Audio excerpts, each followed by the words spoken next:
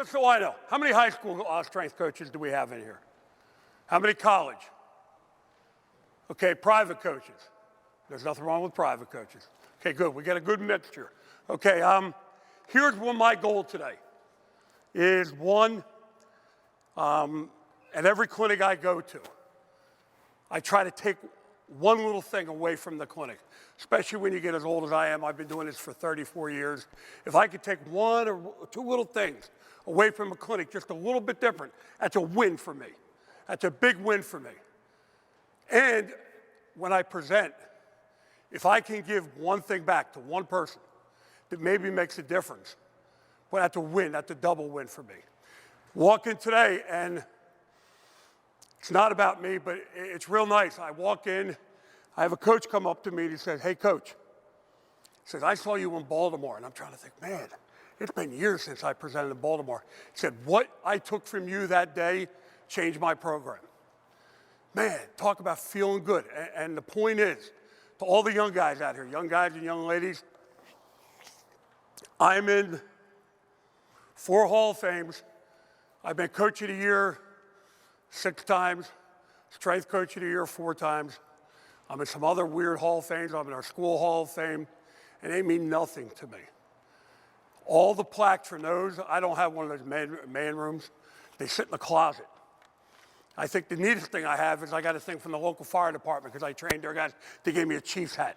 Every once in a while, I dress up and run around like I'm a fireman or something, but that's about all I like. They mean nothing to me. Here's what makes a difference. Coach, where are you?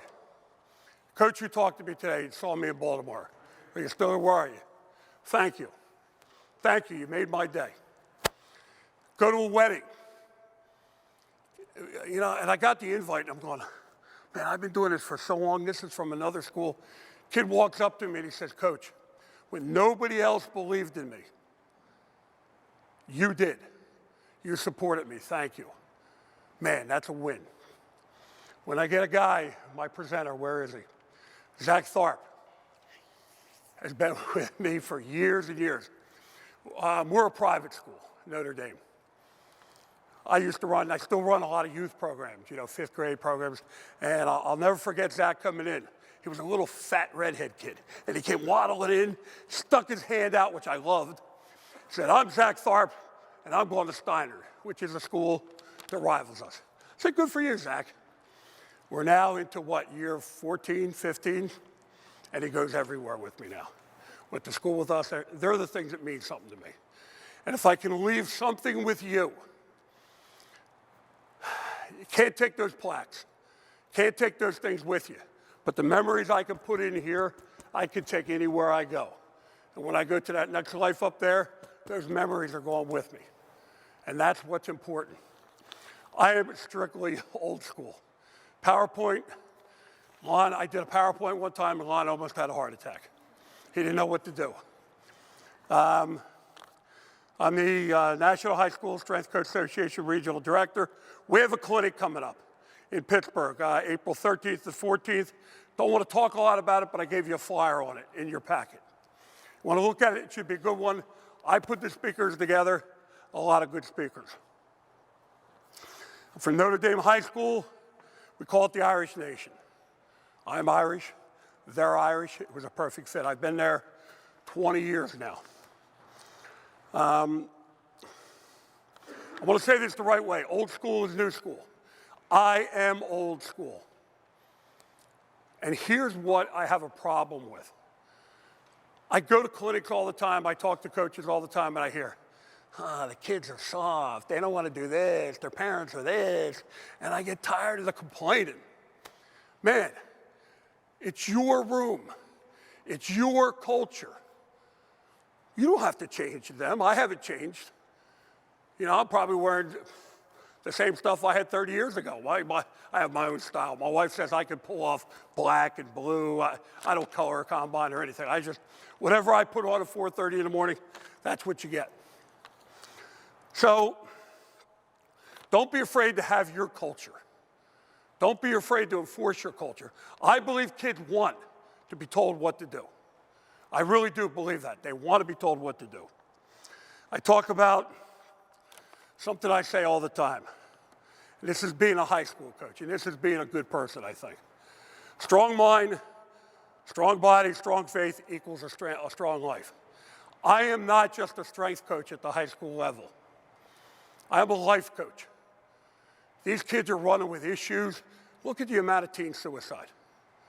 These kids are running with issues that we don't even know about. In the high school level, and I don't know if you know about your local high schools and everything, the day and age of every coach being in the building is over. Most of them are outside people that show up. They don't know their kids. It's not their fault, but it's hard to show up at 2:30 and then sit down and say, hey, how you been? How's things at home? How you doing? Hey, you know, I'd like to talk to you a little bit. Oh, boy, you gotta go to practice. Let's go. It just doesn't happen. And they don't have time. They got time to coach. I'm a full-time strength coach. I got time to get to know my kids. So I believe that we've got to be the total package. This is how I live my life. And the people who really know me, this isn't phony. It's not about me. It's not about you. It's about others. I've learned a long time ago that the more I give to others, the more I give to others, the richer I get.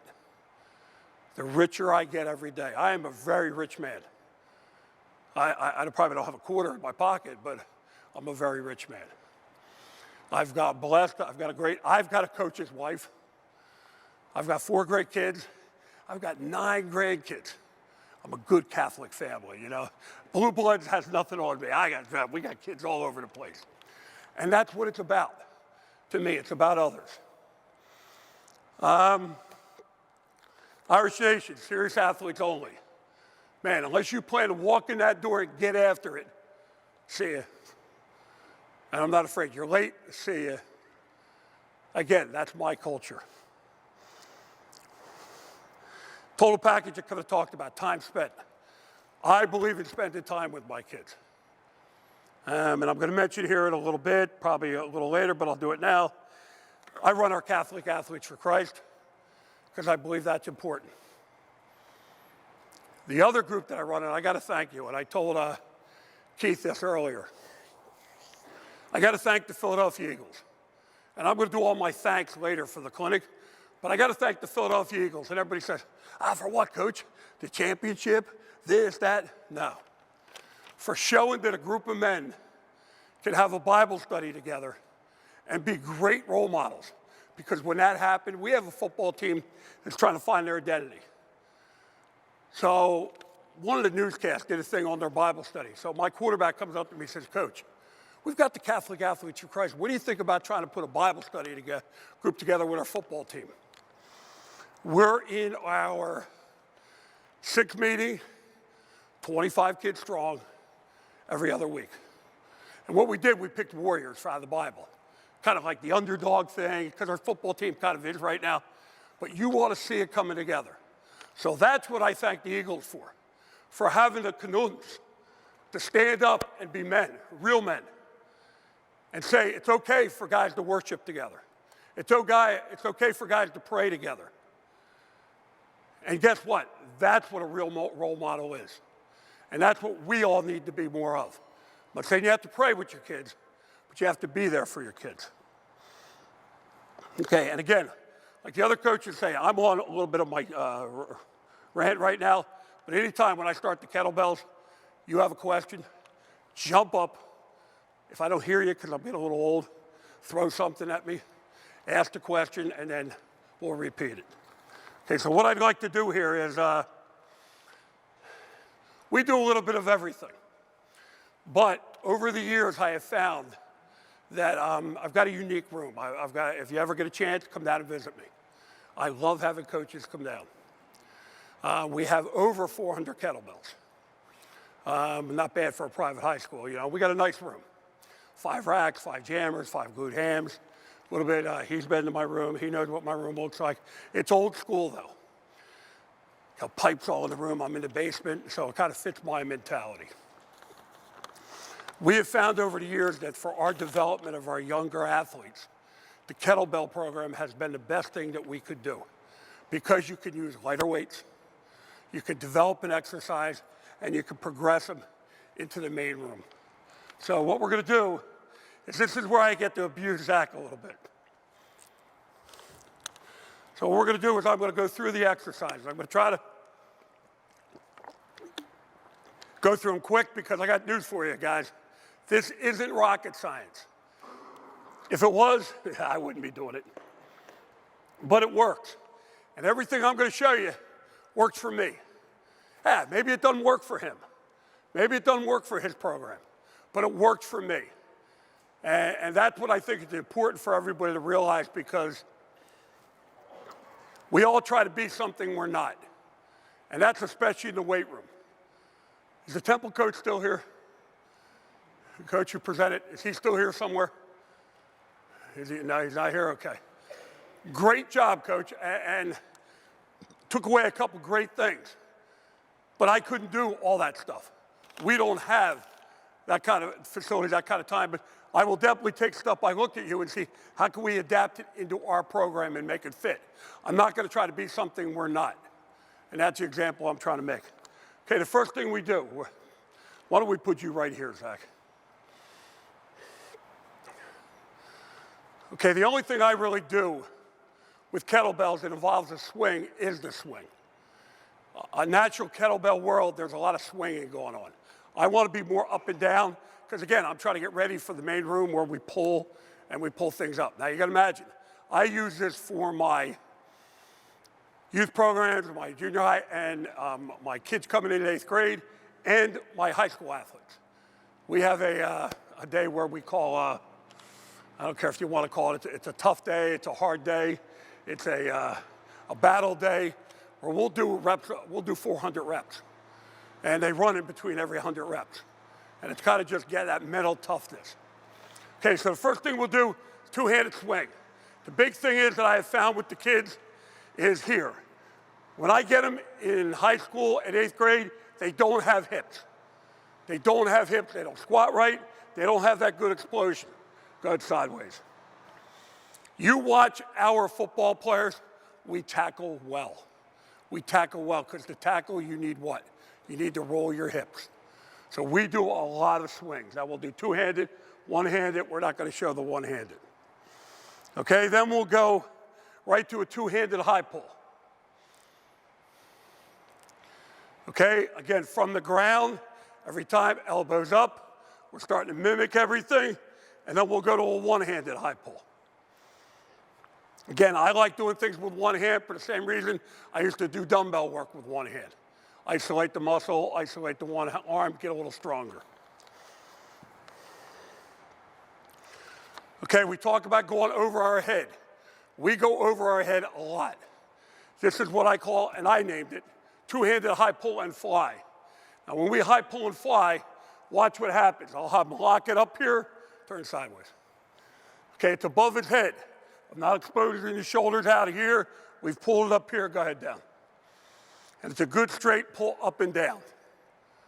Okay, again, I can tell when my kids are ready to move on to a bar and everything. When I got my younger kids, when they can start mastering things like this.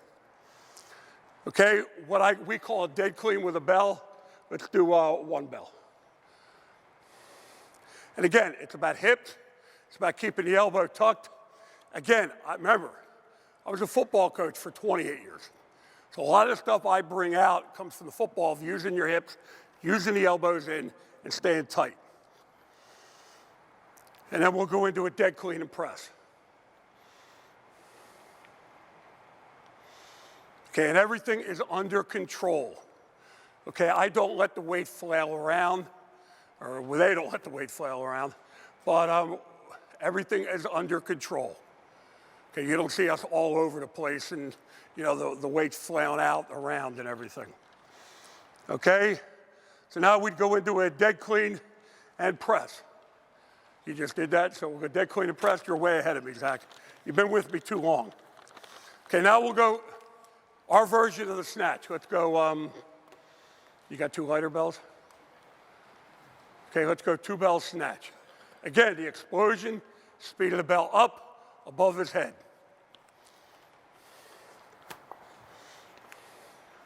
Okay, go sideways for a minute.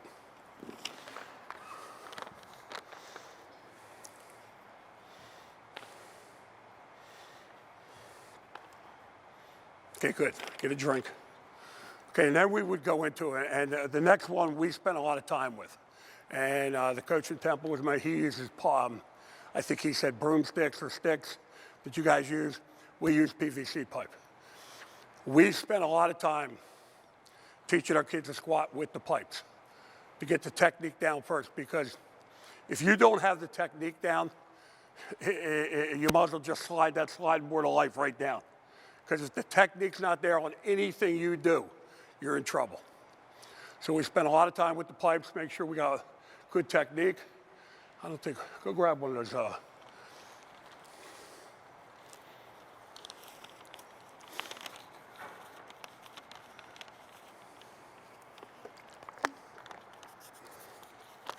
Okay, just give me 5 good squats.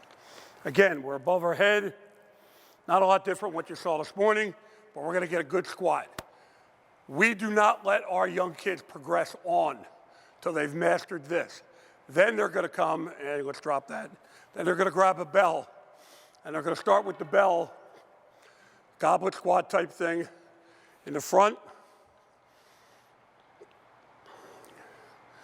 Give me a good squat. One of the things we have found that the elbows should hit the knee. You're gonna keep your parallel, head up, chest up.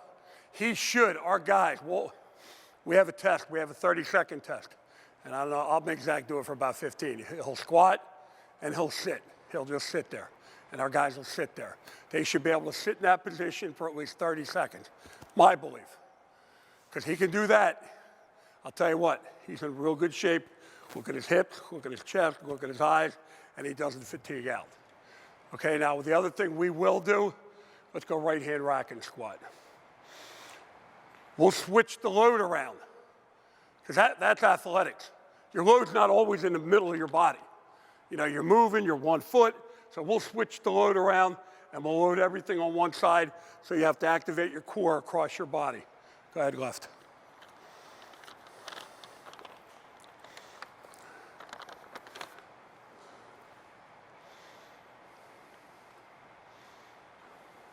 Good. Okay, then we go what we call loaded lunges. Go ahead, rack it up.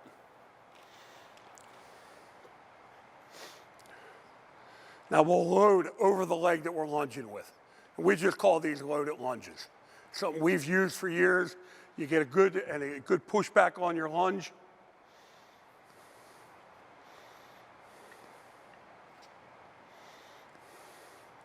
Good. Why don't you take a little break and let me, okay? You're getting older now, you know. You've graduated college and everything.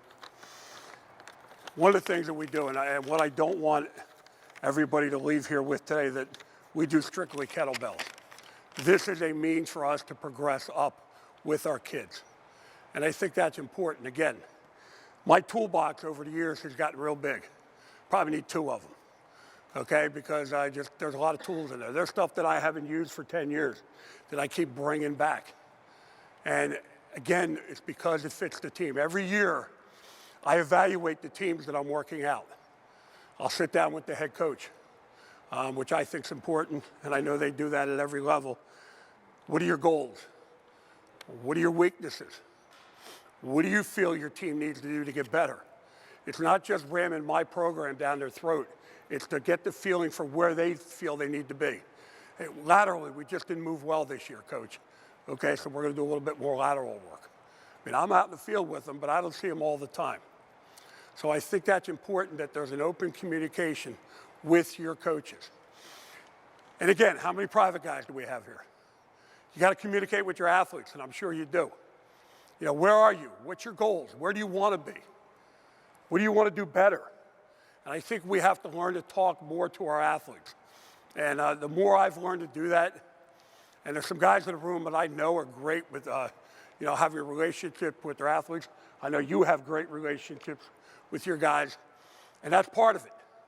And you'll find out some things you don't want to know, and you'll find out a lot of things you need to know to make them a better athlete. And I think that's important. Okay, you okay now? Okay, we would go, again, it's just a little thing, we use unloaded lunges. So we'll lunge away from where the bell was.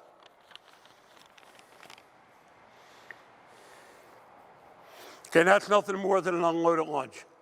Okay, and then we'll go, this is one of my favorites. I want to go loaded lunge, loaded reverse lunge into a high knee, all one movement. Again, we work a lot on our hips and explosion. Now we've loaded the weight over, and we're getting that explosion of drive. This isn't a lot different than running. So you're getting that drive out of the hip. Go sideways for a minute.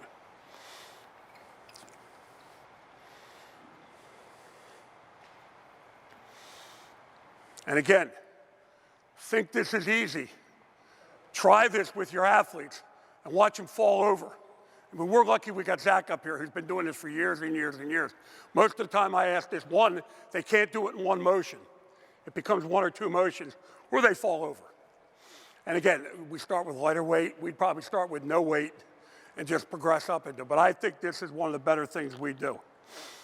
Okay, one of the things I do like about bells, I don't know how much time you guys have, but I have about an hour and 20 minutes with a team. Okay, because especially our morning lift, by the time I got to get them showered, get some food in them, because a lot of these guys don't eat before they get there, I got about an hour, 20 minutes of quality time, not including my warm-up, which is about 15, 20 minutes. So I've had to learn a little bit about training economy. And when we're with the bells, the reason I like the bells, and here's a perfect example. We can go, let's go two bell dead clean, squat, into a press. Okay, I've just knocked out 3 exercises. And they're full movement exercises, which again, we're training what? Athletes. So we want them to be able to move the body, again, overhead. Now we could change this around. I could drop 1 bell out and go 1 bell, dead clean, squat, and pressed. Your imagination, once you get to know the bells, only limits you. Because if you just open your mind, you can come up with all kinds of things that can help you. Let's go just a thruster. Let's go squat and press.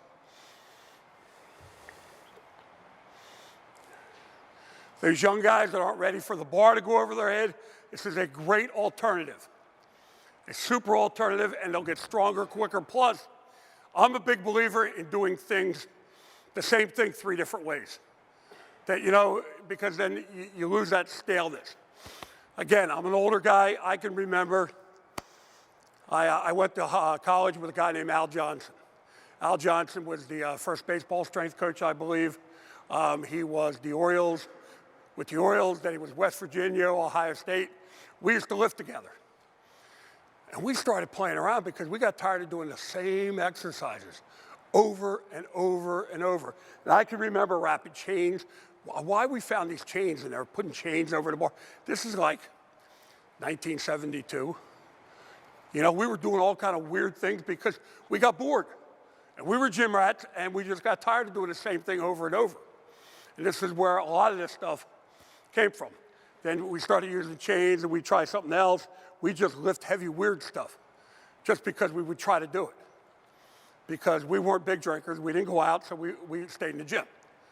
So you just find different ways. But again, I believe you have to have variety with kids. We're competing against what? We're competing against this. High tech. You know, everything moves fast. Everything. And then we're trying to get them to do boring things over and over and over. So I think the more we do a variety of things, it benefits us. Okay, what I'd like to do, Zach, is let's go into some of the movement things that we've done. Let's go down here, down there, whatever way you want to go. You're doing all the work. Okay, let's face them. In the left hand, with the left, let's go high pull with close with the back leg. One-handed high pull with a close with the back leg. Again, not a lot different, but now I'm getting some lateral movement with my bell. And, you know, I've got my back turf, I got 4 lanes, so I could start 4, start another 4, and it works for me. But I also believe they learn to move with weight. Okay, then we go back right-handed. And you close it up, bring it together. Again, we're doing what? We're activating the hips. We're activating the hips all the time. Okay, let's come back with a dead clean and close. Same type thing. Okay, go ahead back because I don't want to do CPR on you.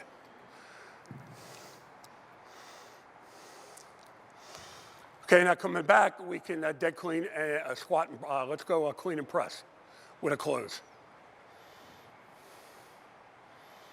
Okay, and again, and you'll find it, kids, you have to start with a lighter weight. You may have to do it with a ball. I've done this with a softball and having to imitate the movement just with a softball to get the movement of moving laterally with weight. And then I'll progress up maybe with a 10-pound and everything. The advantage of having 400 bells. And really, if you're going to use kettlebells, the only thing I will tell you, and I was telling Tommy this the other day, is that if you're going to really put kettlebells in your program and you work big numbers, if you work 30, you got to have a lot of different weights. Because what he can do, come here, what he can do from here down, okay, is different from here up. And you just can't limit him because now what you're going to get a guy that doesn't change his weight and he's not getting challenged maybe from here down because he could use a heavier weight. He's going to use what he could use above his head.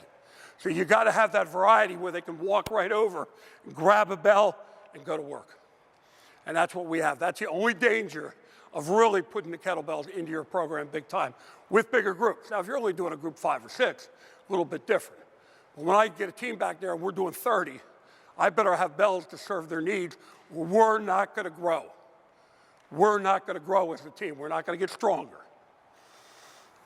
Okay. Snatch and close for him, just to give him an idea.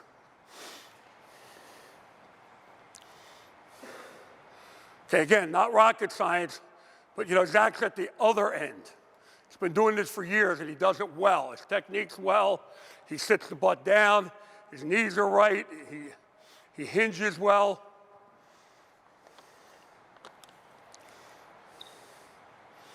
Okay, good. Let's get you 2 heavy bells. Okay, I'm a firm believer, and it was kind of neat because when Dan John started writing all this stuff, you know, he's a big proponent of farmer walks. And I've been lifting heavier stuff and just carrying stuff. Some of you older guys have to tell me there's a story, I think it's Milo the cow, or the calf, the Egyptian days, where, you know, Milo apparently started with a 30-pound calf and would lift it and carry it. Well, as that calf grew, so did Milo in strength, because he stayed with that calf. And that's the whole idea of lifting and carrying things. I don't think our kids, our athletes, lift and carry enough things. I think they get one-dimensional in movements where this is real life. This is on the field. We'll do farmer walks. Farmer walks 2 ways. We'll do a regular farmer walk. Now see, if you notice, he went high knee right away because I want them, again, to be able to balance with their weight. So now by going high knee, or we could be the guy that, and maybe we don't go as heavy then. But if I'm like the typical guy, maybe he grabs 2 120s, and then he trudges around like this. Well, that's not an athlete to me. Okay, so we're going to do that. We'll do that for strength. Most of our farmer walks are done like this. Then we'll go, let's go 1 bell farmer walk with an anchor. I'm sorry, rack with an anchor, I'm sorry. And we'll change the positions around a little bit. And then we'll do things like, you ready? Keep going. Press. Keep going. Press. Okay, and we'll add little things in, again, get them to think on their feet, get them to think with movement. Then we'll go a double rack, which is tough. Now, here's the problem with a double rack, is you gotta work in pairs because most guys have trouble racking real heavy weights up together and they end up getting hurt. So we'll work in pairs and we'll get it racked up and I'll just rack walk. Press. Press. Okay, turn around. Keep it up. Okay, now we'll go right into a waiter walk. Press, and I'll walk with the bells above their head.